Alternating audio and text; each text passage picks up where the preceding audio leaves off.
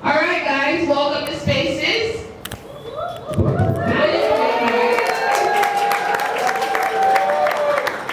Thank you so much for coming out tonight. What's up, everybody?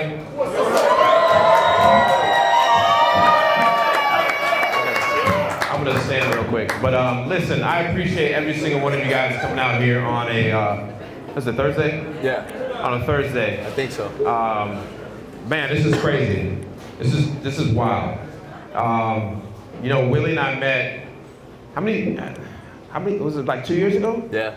2 years ago we met. I think I had like 4,500 followers at that point. Correct. And we just started chatting it up, and Willie and I became good friends over the years.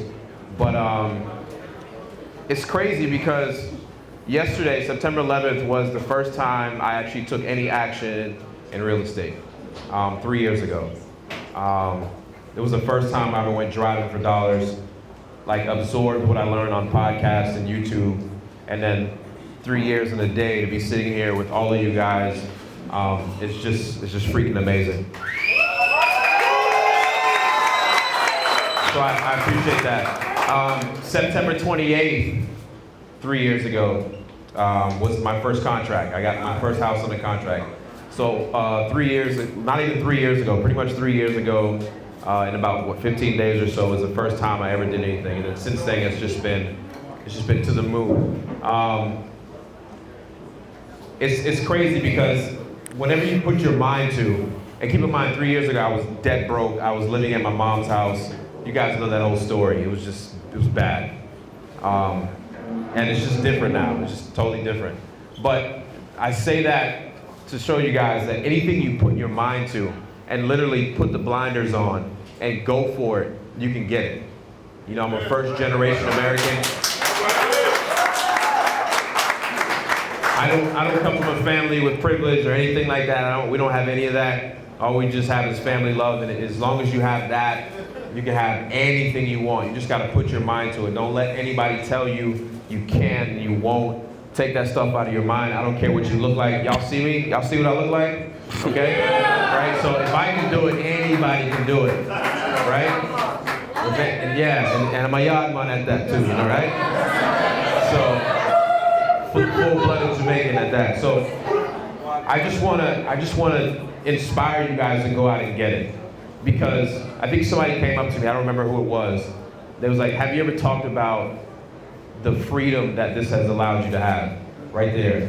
And you know, in the last 3 years, grinding and getting to this point now, it's crazy. I mean, it's just amazing. So, you know, the freedom that has allowed me, I had to become very selfish in the beginning. You know, for 2 years, my favorite answer was no. And that's no to people that were friends. No, I can't help you move. No, I can't go to the game with you. No, I can't go do this. No, I'm grinding. And you have to have that same attitude and just be selfish so that you can be selfless. You know, my team and I, and a couple other people from my local community, we gave $50,000 to a school the other day. And not to say that just to like brag. The point is when you're selfish, you can be selfless and then help other people, because that's what it's all about, right? I'll probably make, you know, this year. And I don't need, but the thing is, that's nothing on the grand scale of things. But the point I'm making is, you don't need but so much, right? And after that, you're either just growing wealth, generational wealth, and then you're giving back. And that's what it's important. I don't get paid to come here and speak. I'm coming to see my friend. I'm coming to see you guys. A lot of you I've seen on social media. A lot of you helped me grow. You're on my YouTube, my Facebook. And without your support, I would never be standing here today to have the confidence to go out and do real estate and speak across the country about how you can do it. Like, I love all of y'all. I appreciate that.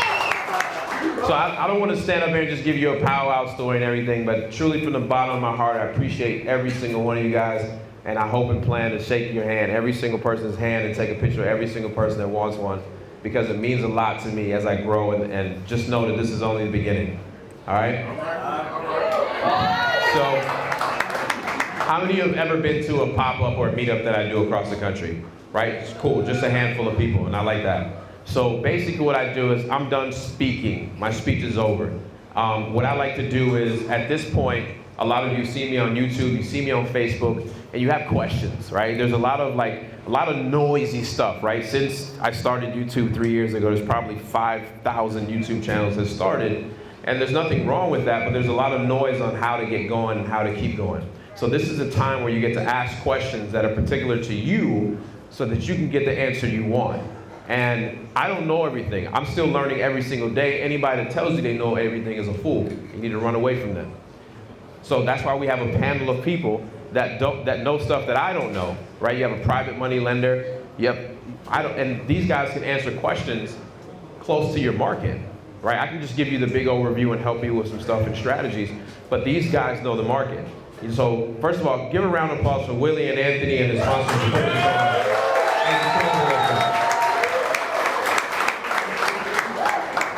So these guys, when Willie hit me up, he's like, listen, I want to help the community, man. We're booming, we're doing things. I just want to help the people around us. So when you leave here, these are the guys you want to hit up. If you're out going on a deal, call these guys. Say, yo, what should I lock it up for? I know that sounds crazy, but that's the type of community we have as investors and wholesalers. Hey, what should I get this property under contract for? Because that gives you the ammo and the confidence to go out there and put it under. And they're going to tell you, hey, I'll buy it at this, or my buyer's list is so thick, I'll sell it for you and we'll split this amount, right? Because I always talk about, do you want all of a grape or half of a watermelon, right? So with these guys and with everybody in here, you can get half of the watermelon. You don't need to go out. I'm sick and tired of seeing people post $1,500, $3,000 checks, when if you would have brought it to somebody that has some knowledge, it could have been a $20,000, $30,000 check, right? But don't belittle the small stuff. I'm not saying $1,500 is not good money.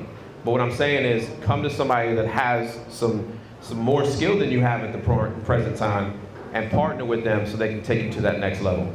So from here on out, I guess we're just gonna do Q&A. I think there's another microphone floating around.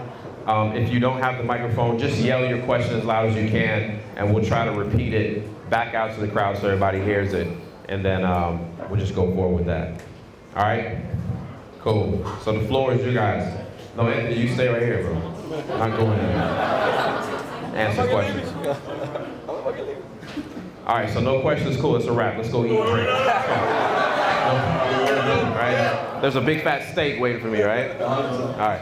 So who's got questions? Yes, sir. So with multifamily, what do you think is the best way to find the deals? Because a lot of the software doesn't show multifamily. And like, I'm trying to find the bigger multifamily to sell to other people, but also bring on to myself. Got it. So I'm trying to figure out how to get started in that. And I have capital to get started, but I don't have the skill sets to move beyond the field. So I'll answer this question to the best of my ability. I have not done a multifamily deal above a fourplex yet. I'm working on it. But I can tell you some of the things that I have been doing. So his question was, how do you get started with multifamily? How do you find these off-market deals? Blah, blah, blah. How do you get started in that? So for me, one thing that we did is on our county records is each property has a zoning code. So we were able to take the zoning code and find out all of those properties that fit that category, and we would reach out to them via mail and phone call.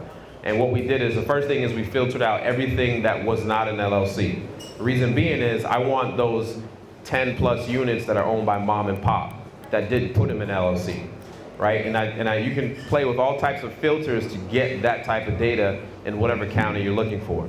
Now sometimes, I was talking to a gentleman earlier, he lives here in this town, but he bought his first one in East Ohio in the Cleveland area. He has $400,000 completely renovated, everything done on a 30-unit apartment complex, right? So sometimes it's not best to stay in your own market, it's to expand, especially here. I mean, dirt's very expensive here. Willie, I know freaking almost 2 years ago, you did a crazy multifamily deal, so speak on how you find it and how you would recommend anybody else out here to find it. Yeah, so you actually can pull a multifamily list. So there's a list in South Florida that is all parcels, so we can have a discussion about that. They all are on there, and like you said, the best way is to filter down. One of my buddies, a really good friend, he's here somewhere. Oh, there he is. He's got like a giant beard. That guy actually runs a portfolio of over 2,200 units for a family office, which is his family. So that's a great person to talk to there. All right, and he's the day-to-day guy that underwrites everything. So yeah, I just shot you Put your hand up. Yeah, you're gonna be called out now. Yeah, put your beard up too. You can't miss him. So that's your multifamily guy right there. So, Yeah. and the cool thing about these meetups and pop-ups, it's not about who you see up here. It's not about me. Because when I'm done, I'm on a plane at 6 o'clock in the morning. I gotta go home and then go to Denver. But the point is you guys are now new family. I bet you guys didn't even know all these investors / wholesalers live right here in this community and the surrounding areas. This is how you collaborate together and get deals. You got boots on the ground, you got knowledge, and you got money right here. I mean, what else do you want? There's everything you can need in this building. And you have a guy that started probably the best texting platform right now, and I actually use it. There you go. Sitting right here. So this is the guy that founded it, developed it, did the whole thing, and he runs it. So you got tools, you got boots on the ground, you got money, and you got knowledge. Everything is in this room for you guys to become a millionaire. Every single person in here can be a millionaire, and you'll never feel the heat. It's a lot of money out here. If you can't leave here and genuinely make north of 6 figures to yourself after this event, then quite honestly, I'm a pretty blunt guy, you should just quit. You heard that. I'd rather be real, you know? Exactly. That's what it is. Yeah, next question. Okay, I got a deal under contract. It's more of a development opportunity. How should I market that as opposed to like a fix and flip or something like that?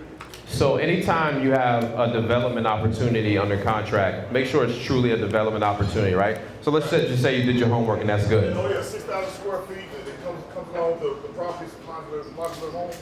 Absolutely. So what I would do is reach right out to developers in the area. The first place to start is wherever you find something under contract. I don't care if it's buyers or whatever. You look who's around you, either flipping, developing, or whatever, and it's simply a, hey, you know, I got this piece of property here. You interested in doing something with it? And let their mind wander. But it's so easy. Start right from where you are. Right with it. And it's all public record too, which Yeah. blows my mind because most people don't even think that the simplest way to do it, let's say I got a property on 123 Main Street, just make a circle, right, of a half-mile radius. I guarantee you that there's tons of investors north of 123 Main Street that have bought the product that you want to sell, right, Correct. that you have under contract. And it's Absolutely. free public knowledge. Yeah, absolutely. And let me, is that in South Florida? Is that in South Florida? Is that the South Florida deal? Oh yeah, it's Key Largo. Key Largo. Oh, okay. Key Largo. Yeah, that. Yes, sir. My wife and I are from Tampa and we're beginners. What do you suggest for us to do as beginners? How to start there? Adam? He's from Tampa. Yeah. What's going on? All right. So Say what's up to Adam, guys.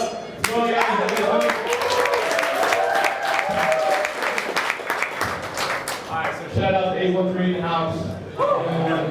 All right. So if I'm starting out, I mean, I'm sure these guys, they can tell there's been a lot of blood, sweat, and tears in this panel. I can already tell just from these 3 guys here. But if I'm starting out exactly what Matt said, I got to take towards that 100%. Where my career went crazy was when I did Saturday and Sunday every single weekend, did not go out religiously. I mean, literally for a year straight, I grinded, I put my head down, and my results went massively going. There's a lot of different ways to skin a cat in real estate. You can make money in a lot of different ways. So that's why we can have a room as big as this, and everybody here can still make money. There's different ways to monetize. So really doing the research, my big suggestion was before you shoot the arrow, you aim. I would really do your research and figure out what's your niche and how you're going to target it. And then once you figure that out, go on the next. Yeah. Hey, my name is Gabe Bodner from PrivateLender.com. For the record, he's my private lender, so I do can say private that. lender portfolio in his room, but I'm also an attorney. I have a title company. I can tell you a little bit about resources. Hey, hold on one second. I know we got free drinks in the back, but can y'all keep it down? Hey, y'all in the back, we're gonna get an opportunity to network right after this, so just keep it down for me, please. I think a lot of people starting off, I get a lot of questions from beginners. As an attorney, you come to my office, they start asking, hey, I'm getting into the business, what should I be doing? And it's all about resources. If you move to a new city, the the first things that you should be looking for are a good dentist, a good doctor, and a good lawyer. All right, if you're in a wholesale business, and you're gonna be in the real estate business, you need a great real estate attorney, somebody that knows how to do a wholesale. So I was just talking to a friend in the back. We did her second wholesale. The first one was done by a title company. They screwed the pooch. They didn't know what the hell they were doing. So you want to get advice from people in the community that can lead you to the right people, the right attorneys, the right private lenders that can actually get your deals done. And then just other people. You want to be part of RIAs, you want to be part of the community, All of this. you want to be involved in social media, you want to follow guys like Max, because that's where you're going to get the knowledge to be able to expand your business and grow. Absolutely, he's right.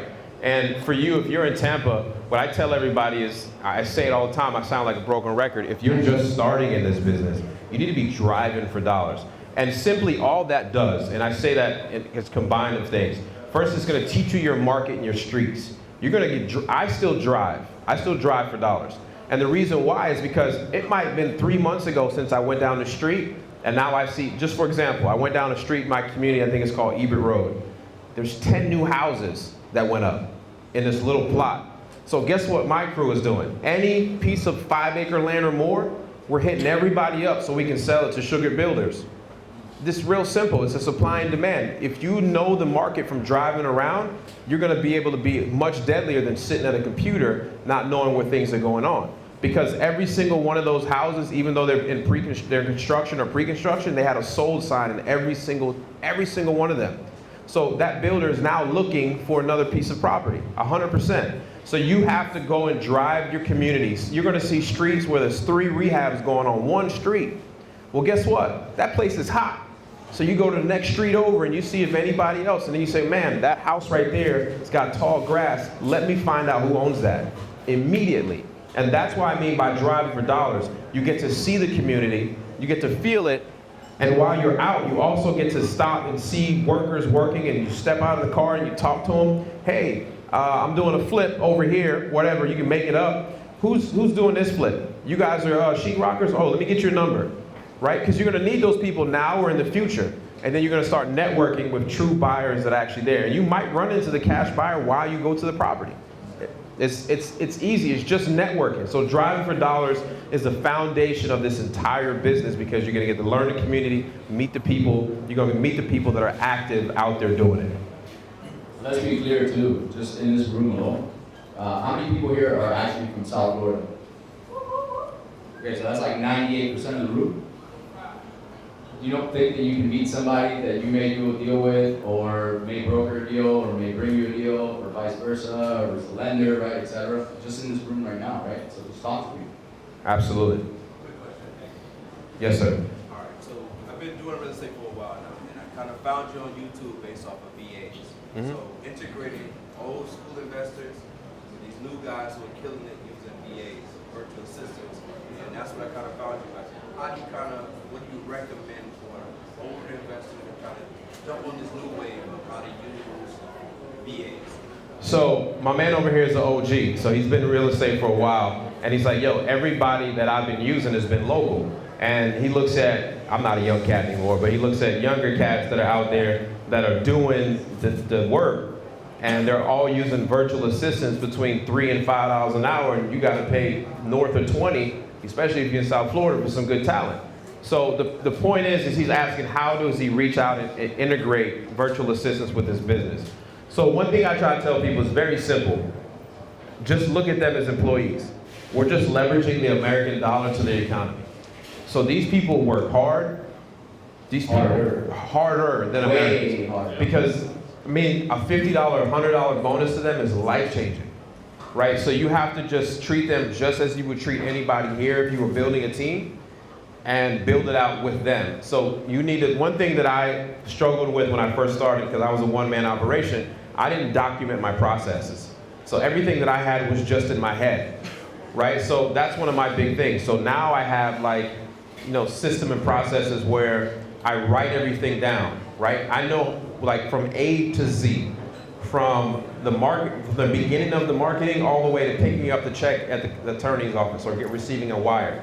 It's all documented. And I'm not saying you got to sit down in one day and document it, but do a deal and document what it has to be done. And the first thing you do is start delegating tasks to virtual assistants to do things for you that you don't have to do. The only thing that I do in my business now is I have a weekly meeting about marketing and where we're going to put our budget, and I sign all my contracts still with my finger from my phone.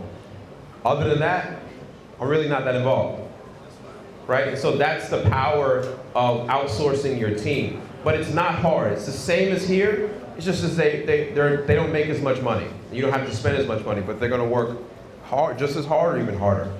We have cold callers overseas. What's that? We have cold callers overseas. Yeah, my entire wide cold calling team is overseas. Yeah. I have 6 virtual assistants. A lot of them been with me for over 2 years. Yeah. I will never let them go. Actually, December, Dave and I are going to the Philippines to go meet everybody. We're gonna throw this huge party of all my virtual assistants and their families, and we're just gonna. I'm probably gonna get blackout drunk in the Philippines. So if I don't come back, y'all know what happened, right? I wouldn't miss it. Yeah. Sounds like a great idea. Yes, ma'am. You had a question. Yes. How do you distinguish yourself from the start of trying to gain properties to sell versus becoming an investor, like directly? Yeah. So she's asking, how do you distinguish yourself, or how do you make that transition from full-time wholesaler into actually buying some properties? Is that what you're saying? So that's going to come naturally. Here's how it happened to me. You know, I was wholesaling away, and I come across a deal, and I'm marking it up to put it out and sell it, and I'm like, I open up the app, I look at my bank account, and I'm like, I'm just gonna buy this. Yo, we're gonna buy a property today, right? And that happened, and then, you know, I probably buy 40% of my deals, whether I close them and put them on the MLS or I keep them. But I'm purchasing about 40% of my deals. So what happens, and that's why coming into real estate as a wholesaler, the foundation of any real estate deal is finding a good deal, right? Nobody buys a $3 million building at $3 million. You get what I'm saying? It just don't make sense, right? So the point that I'm making is you just have to grind, and you're gonna get to that point where the money is just gonna be like, what am I doing with this?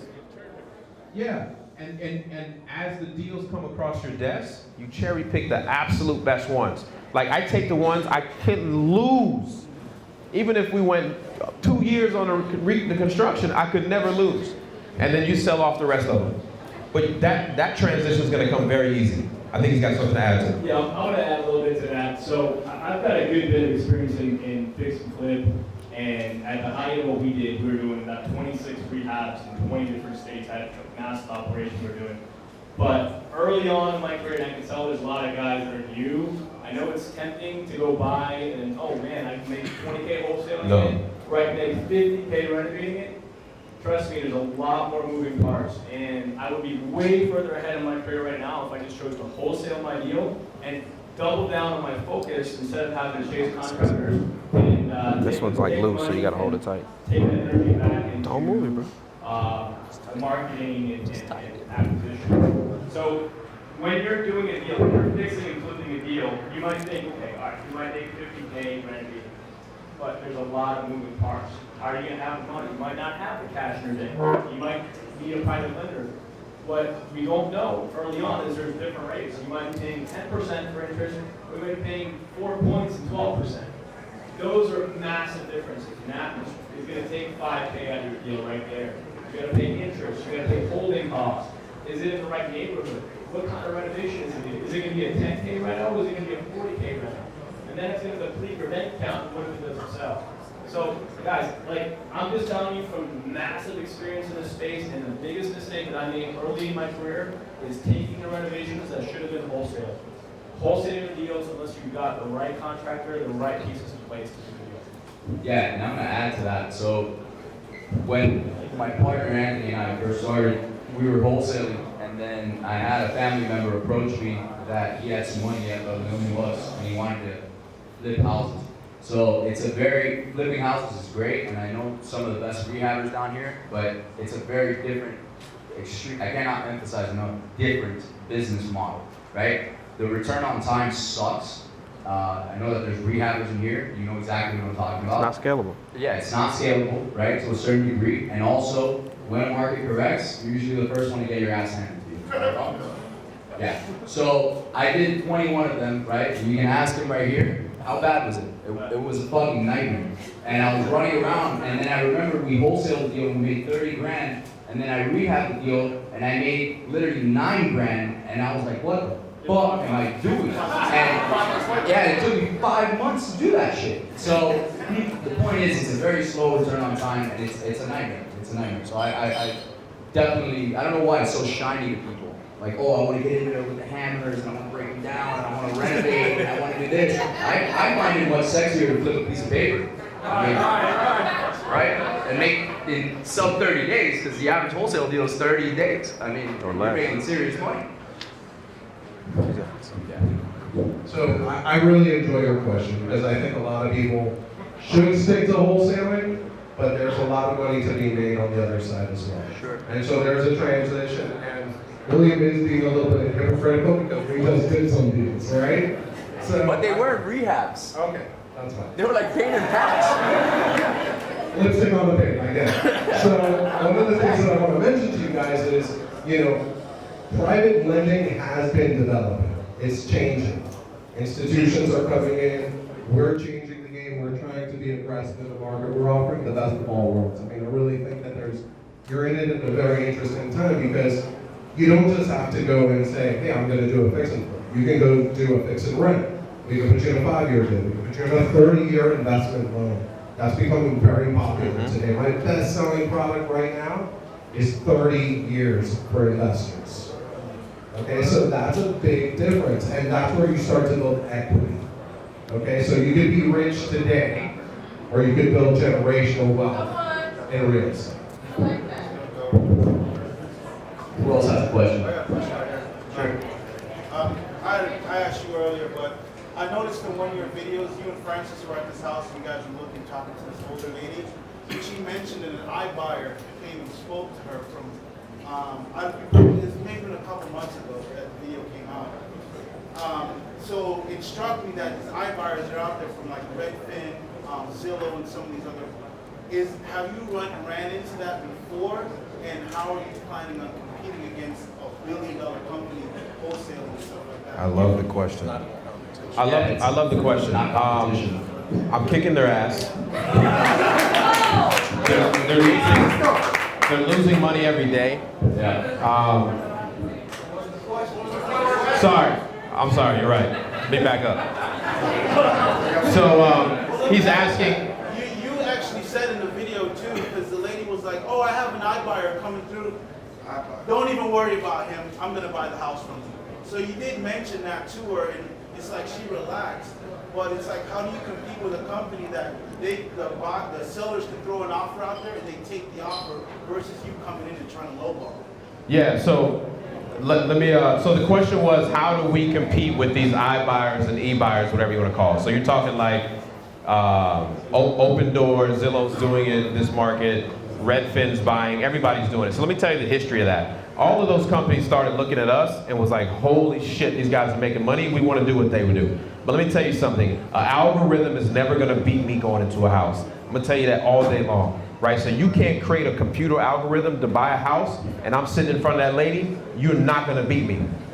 I'm going to give a low offer to you, and I'm still going to win, right? So the point is these guys can't compete. I'm going to tell you a little secret. They're losing money every single day, and they're looking to buy up companies like my company and other companies. The conversation is already happening, right? So don't worry about those guys. Those guys are using tech money to try to buy real estate, and all they're really trying to get is a market share to dominate, but they're bleeding money so fast, they can't keep up. Like if you look at Open Door started buying everything. Now they have and/or signs in all their contracts. Like they're becoming wholesalers as well. They can't mess with us. I wouldn't even think about that. Have you been on a lot of appointments? I've been on a few appointments, Okay. but I've never really ran across iBuyers. I've heard of them, but then when I saw You're never gonna really run across any of them. You guys go on appointments all the time. I'm curious though, this goes more into it. We were talking about this earlier, right? So, and I don't mean to put you on the spot, but I feel like this is like a general thing with a lot of people that are starting off, right? The words competition, the words, this is a competitive market, right? We hear it all the time. Quite honestly, I hate when I hear it because we're just crushing deals right now. And we're in Broward County and Miami-Dade County, which is probably one of the top 5, top 10 competitive markets in the country. I think that you're focusing on the wrong things and thinking about competition. I think that is, and we've done it too when we were first starting out, doesn't matter. If you're good at what you do, if you're consistent, and if you push through, you will always be the best version of yourself, and you're always going to fall out. So how much money will you take off the table this year wholesaling in South Florida? We just hit 7 figures in wholesale. Okay, so the point is he's only going to take 7 figures off the table. Only. You know what's crazy? I'll blow your mind. So I'm a numbers guy, right? Yeah. Yeah. This one's gonna get. They call him Willie Numbers. But look, so I love numbers, right? So I pulled the data both off market and on market for Miami-Dade County and Broward County, right? You know, MLS data shows a certain portion of the market, and then off market is on the property appraiser, right? To see all the closings. If you're a closing attorney, how many files do you close a month? About 67. He said 60, 70, okay? Another attorney that I know, Gus, he closes about 50 to 60, 50 to 70 a month, right? So this is mind-boggling to me. Those are 2 guys. I mean, it's fair to say that there's a bunch of other guys, right, that are doing this business too. Not really, just me and Gus. Yeah. Well, doing business and doing it well are 2 different things. He definitely does it well. But the point is that there's well over 400 transactions, cash. I'm not talking about residential or anything like that. In South Florida, in Broward County, Miami-Dade County, closing monthly. Do the math. It's to the tune of almost $1 billion a month in transactionary money trading hands. I have something, you want it, you take it, you fix it, you flip it, and that person takes it. $1 billion. So you're just trying to make $100,000 a month. You're gonna tell me that you can't scratch off 6 figures a month? Of course you can. Of course you can. So then when I hear about iBuyers, it frustrates me because I was like, dude, even if they came in here, they could anyway. And that business model is not sustainable anyway. And Jay, going back to what you were saying, honestly, what the difference is that you're going to be able to go in there and you're going to be able to change people's lives. You know, you're going to be able to help them out in the situations that they're in. Speak up a little bit. Most of our clients that we're interacting with are in some kind of distress. You know, it would be financially, or some kind of family problem. No iBuyer is going to go in there and be able to add value to their life and improve their situation. So you coming into somebody's door and putting them first and their situation, you're going to be able to get the deal. But you're putting their problem first and resolving their issues. So by the way, they don't solve title issues. How many people in here that have actually done deals run into code violations, liens, title issues? Right? You think an iBuyer is going to solve that from some clown in California that's looking at a screen that doesn't even know what he's doing? Of course not. That's where money is made, am I right or wrong? 100%. Serious money is made fixing those issues. So I just wanted to mention something, which is the statistics on iBuyers are they're buying about 200 deals out of 30,000 offers. And what they're really doing is not buying homes. They're trying to get leads for the agents on Zillow. Yeah. That's the goal. And they're going it's a different animal. They're not going to meet guys like Max. Ever. They're not going to meet these guys in this room. Ever. The goal is different. They're trying to create leads. That's all they're doing. Ultimately, all those guys are just trying to get into the mortgage business. At the end of the day, they're trying to build a mortgage business. Right. Long term. Agreed. All right, Yeah. one more question before I know. With negative interest rate coming around all around the world, you see negative interest rate territory. And our words being thrown around on Wall Street, another 2008 recession. What are you Hold on, wait. I don't even want to hear the question. I'm going to tell you why. You were nice about it. You got to change your mindset. All this negative shit you're asking, push it out. I'm just telling you. Because when the recessions come, ain't nothing I can do, he can do, nobody can do about it. So between now and then, grind your Don't worry about it. You need to go worry about how many different accounts you got to set up because they're only going to insure $250,000 a piece. That's what you need to go worry about. No, I get it. I get the question all the time. Don't worry about it. Go grind, because between now and then you can pull $1 million off the table. And then when the recession hits, I'm gonna turn up and I'm gonna be a billionaire. That's where I'm gonna make my money at. So don't worry about the negative stuff. Go full force, fast. Because there's nothing you can't stop an iBuyer, you can't stop a recession, you can't stop negative interest rates. Just keep going. All right? Yes, sir. I saw a video of yours where you closed a pre-foreclosure deal. Uh-huh. It's a foreclosure. Uh-huh. So we worked out a deal with the mom, I think the son was in jail. Okay. You remember that? No. I do a lot of those though. I saw a video. So my question is, when you complete that transaction with you did a deal with the parent for like $35K. I do remember that. Yeah, you did it for $35K, but on the back end, who do you talk to complete the deal so it don't go to the actual auction? So once you contact the attorney, they then reach out to the trustee, which is another attorney usually, and they say, listen, we're gonna stop foreclosure, give me a payoff amount, right? And it's just a cloud or a lien on the title. So they fix all that. That's called a title issue. And they're simply the bank's gonna send over, here's what you need to pay. This is good for 20 to 30 days. You pay this, you can have the house, right? And the deal made sense because it had equity in it. I think that was like a $20-something thousand deal. Yeah, you sold it $55K, you could have did more. But Could have did what? Yeah, I was in California at Runyon working out when I sold that.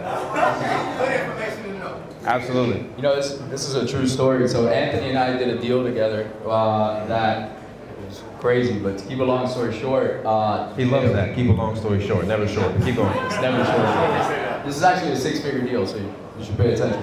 So the point is that there was a lady, who's a very old lady. Hey, I think we need to cut the bar off till we can start networking again, right? Yeah, right. It's crazy. Cut the bar off until we're done. So we were doing this deal with a seller, it was a tax delinquent deal, and the seller was, to say the least, completely out of her mind, you know? And she had all these types of problems that we're not gonna get into, but she needed a lot of help. He shined like there was no other, and that's what he's talking about, right? How you can help somebody, right? Then we get it under contract from her, end up finding out it's in a life estate, right? So now we gotta find the beneficiaries of that life estate because she can't sell it without them, right? So I find the three of them, it's three heirs that are her stepchildren that hate her. Yeah, so in 3 different states, by the way. Just throwing that one out there. So get them all riled up, I get them in, we sign it up, right? Then the lien search comes back, there's a $323,000 lien in Hialeah. Yeah, it gets better. Then there's an open permit for work without permit on the back of the house. That was a structure that had to be demolished. The long and the short of it is it took, what, 3.5, 4 months, something like that, to get it closed, but we netted 93 grand on that, and yeah. So the point is, that definitely deserves a round of applause. 93,000 is huge. That's net. That's no bullshit. I can show you the HUD. That is net. So the point is that we never quit. We never stopped. And, you know, When you have a good attorney. persevere. And we had a phenomenal attorney to do it. And I knew another, right, this is the power of your network, right? A guy that had mentored us introduced us to this stud who plays golf with the head guy in the city of Hialeah, right? So the long and the short of it is that guy got the lien wiped down from 323K to 9K. Yeah. So, right, I paid for it. I mean, it wasn't cheap. But the point is that that's what I'm saying, right? There is no stopping us. We literally don't quit. He went and knocked on her door, God knows how many times. Yeah, his own father went there to knock on the door. You know, he's a retired cop. I mean, this is what I'm saying. Like, this deal was like, what, 5 months ago or something like that? It's not too long. And this is Hialeah, right? Like, if you guys know anything, this is like the hottest market in South Florida, right? And we bought it for what, $68,000, and we dumped it for like $167. We didn't do anything to it, other than just fix the title issue. Correct. Yeah. Transaction engineer. That's the word you need to remember. So before we get to the next question real quick, I remember a deal, because me and Willie used to talk for an hour like every day. I remember a deal at closing day he was about to sell. Oh, fuck. And this, I know what you're gonna say. this guy, let me tell you how crazy this business is. The buyer is doing a drive-by to make sure the house is still there. An hour before closing. An hour before closing, and is surrounded by yellow police tape and ambulances. Yeah, and I got a call from there was a co-wholesaler that I know is really big in this area. He brought the buyer, right? And he calls me, he's like, hey, it's an older guy, he's very well spoken. He's like, hey, you might want to call your seller because I don't know what's going on with the property. There's yellow tape all over the house. I was literally with him. I just picked him up at the airport, filming one of my rehabs, and he was like, oh, look at this rehab, this and that. I get this call, I'm like, Max, I don't even know what to do right now. I'm outside and end up finding out that there was 2 guys that lived in the house. One of the guys, his best friend, he shot himself in the face in the house. Yeah, he committed suicide the day of closing. I mean, you know, that was... But it's still closed though. Yeah, no, it's still closed. I had to go in there, get everything out of the house. It was all on video, Broom swept condition by midnight. 32K deal. Got done. And my boy over here went over there. All this shit. And then he got blood on his shoes. I only want to tell you that. So when you guys are thinking you having a hard day as a wholesaler, just think about my man had to go clean up brains to go pick up his check. So they have to move. Never mind. All right, next question. Sorry. Next question. That's the point. Yes, ma'am. Financial goals, like everybody has a number. Do you guys, did you start with a number or do you have a number that accelerates? Like, what keeps you guys motivated? Do you have like, I want to meet 10 million, I want to meet 1 million. Like, how do you just keep it going up? So she talks about financial goals and how you should set them and how you should reach them and what ours are. I don't have a financial goal. I think my thing is more of an impact goal, right? Impact on the community, impact on my family. And I've never put a number on how much, because I think when you do that, you cap yourself, right? So I will never say I just want to make 10 million this year. I want to be a billionaire. No, I just want as much as I can possibly get, right? And while I'm doing that, I want to impact people and move forward. So, but everybody's different. Everybody can have financial goals, but I'm more of an impact person. I think it's more for me. Yes, of course, finances are great. And since we started doing well, I mean, of course, your life changes. And by the way, I just want to say this out loud. Anybody who ever says to you that, I love this expression, money can't buy happiness, is so full of shit. It's not even It's 100% true. I'm not saying that you're going to be an asshole day 1 and day 2 you have money, you're just a bigger asshole with money now. What I'm saying is, see what you can buy your mother. See what you can do. See that you can put on an event and see all these people that are happy, right? That are learning. You can't do that shit off of hopes and dreams, right? It's pure money. So yes, for me, it's always a chase. Like what we do is, what did we do last month? Okay, what are we chasing now, right? It's like a target. Matthew McConaughey says that, which I love. That he's just always chasing a bigger, better version of himself. And I think that always moves. It's a moving target. Score is always 0-0. That's exactly right. Always. Yes, sir. Sorry. Yes, sir. I think that's my guy that bought the 30-unit apartment complex in East Ohio, all in for 400, like completely renovated, by the way. Can you elaborate on how you close with uncertain sellers? Meaning, Uncertain about if they want to sell. if they want to sell or not? Yeah. His question was, how do I convert sellers that are on the border of, selling to us or not? Honestly, it's going in there, and again, like I told Jay, is adding value. How do I add value in your life? How do I change your life? You come into these. A lot of our clients. I mean, one of our biggest market channels is mail, and these sellers are calling us. And those are the best leads because they're literally calling you because they're calling, think about the idea of it. They're calling a 30-cent postcard to buy an average property here in South Florida. I mean, you're talking about $250,000. You're calling me a 30-cent postcard I send you. There's a problem. How do I fix your problem? What can I do for you? That's really how I get these people to convert and again, add value to your life. So I would add to that too, is he's 100% correct. Kind of what you really need to look at is we never convince a seller to sell a house. No. It's not what we do. What I like to do, and I love doing this, is I lay out all the options that they possibly have, right? They can renovate it, they can rent it, they could keep it, not do anything with it, they could list it with a realtor. I literally go through all of these questions when I'm doing my walkthrough, right? It's like a stage. I don't care if there's a hole in the roof and there's raccoons running in the living room. I'm literally like, oh man, this is a nice house. Why don't you keep it? Right? Because it doesn't, it doesn't help me to belittle their house, right? And then I say, well, why don't you just get a hard money loan and fix it up? What's a hard money loan? Oh, I can get you a private lender. You know, they'll lend you money. You can hire some contractors, fix it up. Going negative. Might take you six months or so, but you can put it on the market yourself. Like, I don't want to do that. Well, listen, you can move out. You can probably get a good renter. You don't have to fix it all the way up. Get a good renter and then turn it to a landlord, and you can go ahead and move over to Tampa like you want to anyways. Well, I don't want to be a landlord, I heard. Well, let me tell you a little bit what our company does, right? We buy houses for two main reasons. First is we buy a house, we fix it up a little bit, we might add it to our rental portfolio, right? We try to become even with the house in about 7 years. Our other option, and what we've been doing a lot lately, is we'll buy a house, fix it up, and we're gonna get it to 2019 HGTV standards. I want this house to look pretty. Granite countertops, new roof, brand new bathrooms, nice tile through the entire house. So that's what we've been doing lately. Where do you think your house fits in either one of these scenarios?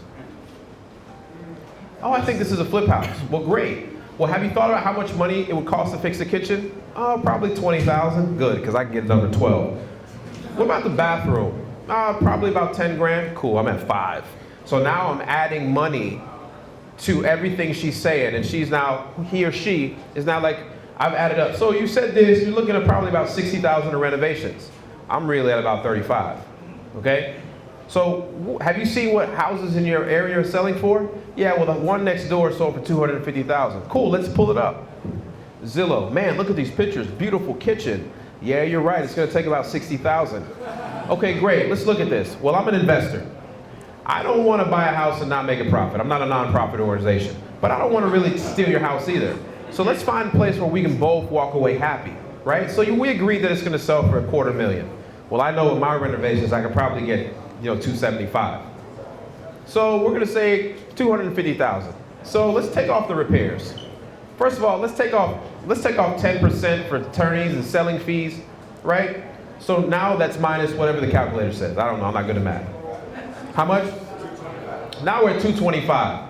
We're at $225,000 and you said we gotta go renovate it. I'm gonna have to spend about $60,000, but I might be able to get away with $55,000. So let's just say $55,000. So $55,000 minus that, where are we at now? $160,000. So, huh? All right, so we're at $170,000 and I haven't made a dime yet, okay? So we know that's our starting point. We're at $170,000. So, for us to really make a profit, I think if we can come in somewhere around $130,000, and that's gonna give me a 5% contingency, I think will be great. And I can probably get this done in 7 days. You won't have to clean up anything, take whatever you want, leave what you don't, I'll clean it up. What do you say, $130,000 we sign a deal now? But he gave himself room too, by the way. I got so much room. Yeah. I almost dumped this deal. Yeah. That's like my kind of deal. Right, so this is, I do it so much. Oh, I used to practice at home. That's why I was just in a seller's house. Y'all weren't even here. Right, so you gotta practice that. You gotta lay out the options, show them what they have, because if there's a better option than you, guess what? They're gonna take it. So don't waste your time convincing them, show them their options, be honest, use the numbers they gave you, and move forward. You know what I mean? And sometimes you might have a rebuttal. Well, the house down the street sold for $300,000. Yeah, you're right, but let's look at it. Nice pictures. Wow, this thing is like 600 square feet more than yours. So this really is not a comp, right? So let's move this down. You're probably around $250,000, $250,000. It's just education. We're using solid facts to back up because we're truly the real estate expert. And that's what you have to be. And that's what they expect when they call that 30-cent postcard, is an expert to walk in their house and educate them. I never sell on convincing. I never convince a person to sell. I don't let people make emotional decisions when they're buying, because you know what's gonna happen? I'm gonna put it on a contract, and that little old lady, that little old man is gonna call me back, and they're gonna say, you know what? I don't actually wanna sell anymore. I just wasted all that time. Title work started being done. I gotta pay that bill now. You gotta sue them. Yeah, he likes to sue them. And sometimes I just let him out of it. And then, it's just, sometimes I don't wanna be tied up in litigation. So you never go in there trying to convince a person. Just practice your spiel, and it's gonna work in every single house. And to add to Max, a lot of our best deals came from us going negative and honestly telling the sellers that, you know what, I don't even think I can buy this house, and we would just walk away. And people, when you start walking away, you'd be surprised, like, whoa, whoa, what do you mean you can't buy my house? Where you going? And they literally pull you back in and like, hey, hold on, let's get a deal done. You're here now, let's work together. And that's some of our best deals that we literally offer me. I'm walking away. I was like, you should listen with the realtor. You don't know, I mean, again, you don't know when it's going to sell. But you start hitting them with all these little facts, and they're like, wait, this guy's obviously my best option. And so what he means by going negative is that you actually, because why they called you to the house is they only want an offer. That's all they want. So if you give them an offer in the beginning, you're nothing to them. You're done. Get out. Wait till the next guy comes. So you dangle that carrot in front of them as long as you can. So when I would have got to that point, hey, I'm at 160, 170, and we haven't even made any money, you know, to be honest with you, I don't even want to make you an offer because I just don't think I can buy this and we'd both be happy. So, but look, I appreciate you taking the time and showing me your house today. Well, wait, what do you mean? Where are you going? Well, you know, 170, I got to be somewhere, I got to be below that. Well, would you do 150? You know, I'll be honest, 150 is borderline, but I don't know. I think 140 is probably where we need to be at. 130. And they're like, okay, 130, but I said, listen, the thing is, hey, look, we buy about 7 or 10 houses a month. So if we agree on 130, we got to sign today because the only thing that's going to change when I leave this house is my ability to buy this. Because I got 3 more appointments today. So I want to leave this house with the funds allocated to your property. It's just gotta get smooth with it. Guys, we give it down right there. Gold. So write that down right there. That was gold right there. What I was gonna say is that, you know, it's like back to what you said. When you don't want to go negative, right, and when you're not willing to walk away, right, that comes from a place of like scarcity, and you're definitely attached to the outcome. So like we go on so many appointments, and because we do so much marketing, right? We're not afraid to market it because we know what the outcome is going to be. You know what I mean? Hey guys, keep it down, please. So the point is that we are no longer attached to the outcome because I know he goes on 2 appointments on Monday. There's 3 more for Tuesday. There's 3 more for Wednesday. There's 3 more for Thursday, and 5 more for Friday. So you know, it's not that I don't care, but again, we're not there to convince anybody. You can't be a desperate buyer. You cannot be a desperate buyer, and we've talked about this before. It's like if you're a guy trying to pick up a girl at a bar, right? Just to use something simple. Or vice versa, if you're a girl at the bar trying to pick up a guy. Yeah, you can be a girl. Yeah, I mean that happens too. But you know what I'm saying? They can sense that. You can definitely sense that when somebody comes into your house. It's like, dude, this guy's like really wants to buy this house. Let me push you. Like, maybe I don't want to sell. You know? Yeah. You don't need to do that. I don't need to buy your house. You need to sell it. I don't need to buy it. You know, you have to have that clear from when you walk in. Yeah. So we got time for like a couple more questions because I know we're approaching 9:30 and I want to give you guys time to network. So we'll start right here. Go ahead, sir. So as you buy deals and you keep some, how do you decide when's the right time to tap into the equity that you feel into? And then the other question is, could you walk me through the lease option? So the first one is, so I've never pulled out any equity on anything that I own. Because I own an ATM machine, which is my wholesaling business, I haven't really need to pull out any equity. I've never went to the bank for a dime. I have private money. I tried to use hard money the other day. I told him to go kick rocks. I didn't like his process. So I don't have an answer for tapping equity. I guess you use it when it's necessary. If you need to find a good deal. But right now, money's so cheap, you just go get it, get more. And you can, if you're you can use your assets to back whatever you're saying you want to do. Money rents at a certain rate, by the way, like anything else. I know you can talk about this. But in reality, money rents just like anything, right? Like you have an office space here, there's a certain rent, right? It goes by square foot, usually on commercial real estate. Money rents anywhere from 6 to 8% across the board. Across the board. Now, for hard money, it's a different story. You're going to be paying 10, 11, whatever. But if you annualize that, I mean, it's dog shit. It's nothing. It's really free money. And we do a bunch of loans with you. So the point is that money's never the issue, and equity is not the problem. And then the lease option, I think probably is better for him to talk about lease option. Yeah, and the money question, because he's the money guy. Let me cover the money question for a second, because a lot of people, what they do is they find partners, they go to their family, they do a lot of different things Hey, how do you to raise want to wrap it capital up? to do deals. And as an Yeah, attorney, how do you want to do that? why I got into the private How do you want to do that? business is Yeah, because any of these guys want to speak and say something for a minute, or no? getting a partner to do a deal is a hell of a lot more expensive Yeah, than getting a private loan at 10%, a couple points, in order to be able to do a deal. It's called that you're gonna Smarter pay off Contact. in Smarter 4 or 5 Contact. months. Yeah, it's on the When shirt. you do the math, it's a hell of a lot cheaper than the private money route. For anybody who wants to And work then with the other thing is that there's an email rather on the than doing chalkboard one deal with the right capital there. that you have, Send, you start to multiply. send in a request there. So being able to do, You can say that. you actually sit You can say there, that. do your numbers. Being able to do more than one deal is going to get you to where you want to be a hell of a lot faster. So that's why private lending, that's why leveraging your capital is such a powerful thing. What's the simple answer to his lease option? Now, there's tons of videos online about it, but if you just had to give him a 1, 2, 3 about a lease option and how that works, what is that? I mean, you buy an option period, right? And, sorry, I'm speaking without the thing. You basically, a lease option, you're gonna buy an option period, that time frame. You're gonna pay for that, and you're gonna lease it. And you can either purchase or not purchase before that option expires. Have you ever ran into that yourself? Lease options? No, but it's come up, and like online, I heard you talk about it before. Yeah. So I was just curious how you work that in as because my primary objective is to buy and hold. Yeah. So as I buy and hold, if it's better to work that into the deal, I just wanted to know how to do it. So if your primary objective is to buy and hold, are you liquid a lot of money right now? Yeah. Okay, so what I would still do is wholesale because you run out of liquid, right? And the reality is you don't have to use your own money to buy and hold. It just doesn't make sense. Like if you're wholesaling, you're finding deals at a good rate, and you can purchase it with private money.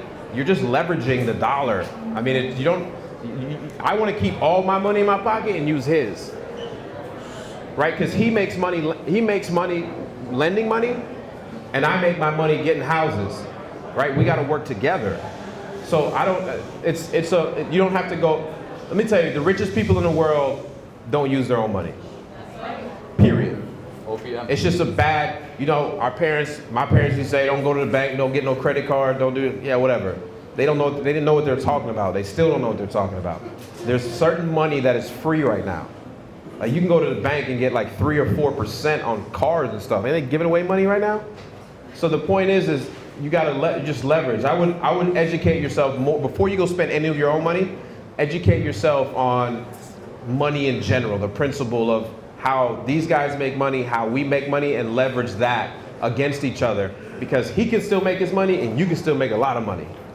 Max, I'm going to answer the question about the lease option. So I've been practicing for over a decade now. I've done this many lease option deals. Okay, none of my clients have ever done a lease option deal. We've done options. But an option is just a fancy way to say a wholesale, because when you get a long enough period in contract, it's essentially an option. You can then sell that deal. That option. So it's the same thing. Lease option, 0. So there, watch as many videos as you like, but in reality, when you're in the market, I don't think you're going to come across that a whole lot. Yeah. So we're running close to time.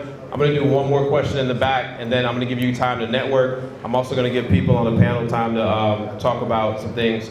But one last question in the back, sir.